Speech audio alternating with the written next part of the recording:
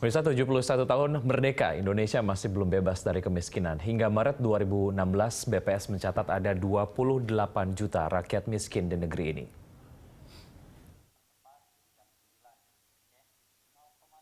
Laporan Badan Pusat Statistik menunjukkan angka kemiskinan nasional menurun pada Maret 2016.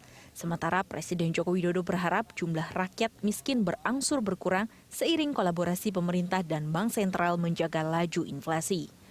Berdasarkan data BPS, tekanan inflasi Januari hingga Juni tercatat sebesar 1,06% dan tingkat inflasi tahunan sebesar 3,45% pada Juni lalu.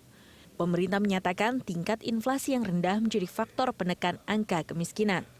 Presiden Joko Widodo berharap angka kemiskinan tanah air akan terus tergerus ditopang oleh berbagai perbaikan kebijakan ekonomi pemerintah. Angka kemiskinan turun dari Maret 2015, jadi Maret 2015 11,22%, pada Maret 2016 menjadi 10,86%. Ini menjadi sebuah momentum yang baik karena beberapa hal. Yang pertama, karena inflasi yang terus bisa kita jaga pada angka 3–4%. Pada Maret 2016, jumlah penduduk miskin dengan pengeluaran per bulan di bawah garis kemiskinan mencapai 28 juta orang. Jumlah ini menyusut 500.000 orang dibandingkan posisi September 2015 sebesar 28,5 juta orang. Komoditas makanan memiliki kontribusi yang besar dalam membentuk garis kemiskinan. Sejumlah komoditas makanan yang berpengaruh besar seperti beras, rokok, telur ayam, gula pasir, mie instan, bawang merah, dan roti. Pemerintah pun meluncurkan program voucher pangan pada 2017 sebagai salah satu upaya mengurangi kemiskinan. Voucher pangan ini sebagai pengganti raskin dan juga bisa digunakan untuk membeli bahan pangan lainnya dengan harga yang terjangkau. Tim Liputan, Berita 1. Ya, pemerintah terlihat lebih realistis dalam menyusun target-target dalam rancangan anggaran pendapatan dan belanja negara atau RAPBN 2017. Selain target penerimaan negara yang lebih rendah dibandingkan dengan tahun ini, angka kemiskinan dan pengangguran juga ditargetkan lebih rendah. Lantas program apa yang akan diprioritaskan oleh pemerintah untuk menurunkan tingkat kemiskinan di tanah air dan apa kendala pemerintah mengatasi kemiskinan? Untuk membahasnya telah hadir di studio Direktur Jenderal Penanganan Fakir Miskin Kementerian Sosial, ada Bapak Andi ZA Dulung. Apa kabar Pak Andi? Terima kasih sudah hadir di studio kami hari ini. Ya. Selamat malam. Selamat malam. Pak Andi, bicara kemudian soal satu hal yang kemudian diklaim menjadi satu hal yang efektif untuk menurunkan angka kemiskinan. Dari tahun 2015, 28,5 juta jiwa. Ya. Di Maret 2016 menjadi 20,01 ya? Iya, 28,01. Oke. Nah, penyebabnya adalah karena memang inflasi yang kemudian terkendali. Ya. Apakah hanya itu saja atau ada program-program dari Kementerian Sosial yang tidak disebut atau lupa tersebut oleh pemerintah? Enggak. Jadi begini, pada prinsipnya kita kan berusaha supaya mensejahterakan orang, gitu ya, mensejahterakan masyarakat yang miskin ini. Lalu kita mau berbagai macam program yang kita lakukan, kemudian mereka berusaha untuk naik.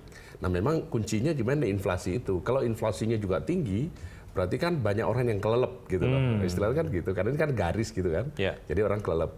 Nah, makanya kalau inflasinya juga tidak terlalu cepat naiknya atau rendah gitu, itu pasti juga insya Allah lebih banyak yang keluar gitu loh. Walaupun kita tahu bahwa ada yang masuk gitu. Tapi surplusnya itu yaitu 500.000. 500.000 yang disebutkan itu. Baik, gitu.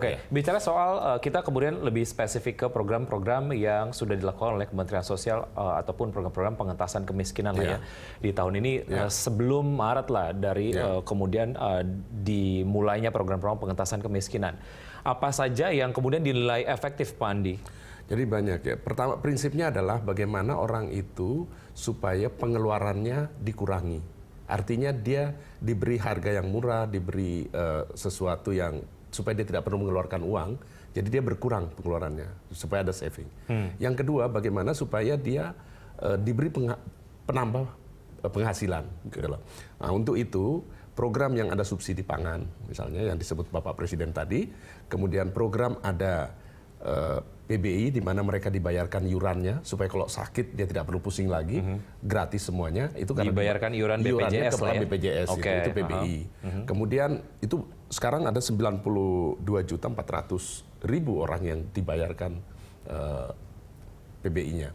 Kemudian ada yang diberikan juga anak sekolah yang memang dia miskin, itu juga diberikan dia bantuan siswa miskin kepada anaknya.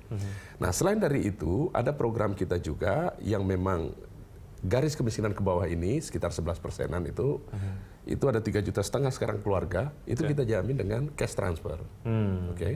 Ada cash transfer, kemudian dia insya Allah akhir tahun ini sudah sampai 6 juta keluarga, itu cash transfer. Nah, waktu dia diberikan cash transfer ini pasti dia sudah cukup dia penghasilannya, kebutuhannya bisa terpenuhi. Tetapi yang perlu diwaspadai adalah kalau diberhentikan cash transfernya, dia akan jatuh miskin kembali. Nah, sehingga bersamaan pada waktu itu, apakah dia sudah setahun misalnya dapat cash transfer, mulai stabil, itu baru diberikan ada namanya transfer aset atau pemberdayaan. Kita berikanlah pemberdayaan, apakah dia beruntuk keluarga kelompok usaha bersama atau usaha ekonomi produktif supaya dia bisa ada penghasilan. Nah, begitu dia ada penghasilan dan stabil, cash transfernya bisa di stop.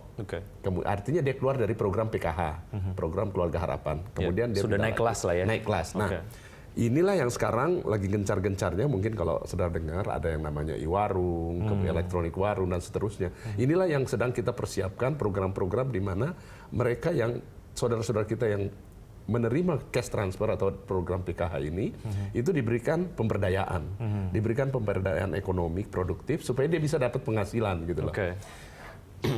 Jadi sekarang lagi kita siapkan di mana bahwa Presiden juga mencanangkan supaya keuangan inklusi diperluas di Indonesia sehingga orang itu kalau bisa dia terima juga bantuannya itu non tunai gitu loh. Apalagi dengan model e-voucher tahun depan yang pangan yang dibicarakan tadi Bapak Presiden, disampaikan Bapak Presiden. Nanti pangan orang itu akan terima senilai uang di rekeningnya, lalu dia belanja barang pangan gitu loh. Dia tidak boleh ambil cash. Jadi harus tukar apa. Nah, sekarang dia diberi kebebasan, bukan hanya beras. Kalau dulu kan raskin itu hanya beras diberikan. Baik. Oke, dari beberapa program yang kemudian Anda tadi sebutkan, saya kemudian ingin mendapatkan gambaran lah ya. Idealnya programnya bisa tercapai 100% lah.